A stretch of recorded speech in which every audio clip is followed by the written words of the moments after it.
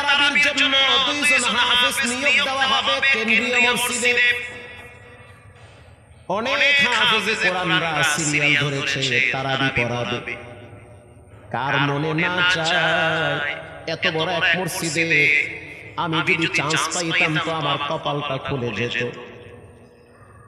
শুক্রবার দিন সবাই দরখাস্ত রাখলো, ইন্টারভিউ শুরু হয়ে গেল। পরের জুমায় অসংখ্য ছাত্রদেরকে দেখছি খতমে তারাবির জন্য ইন্টারভিউ সিরিয়াল দিয়েছে। ইন্টারভিউ বোর্ডের ভিতরে আমি ছিলাম। কয়েকজন হাফেজকে আমরা সিলেকশন করছি যে এদেরকে নেওয়া হবে। এদের তেলাওয়াত সুন্দর, পড়াও বড় মজা। আমরা কাগজগুলো এক জায়গায় জমা করছি। পরের জুমায় আমরা ঘোষণা দিয়ে দিব কোন মায়ের সন্তান চান্স পাবে। পরের জুমায় যখন জুমার নামাজের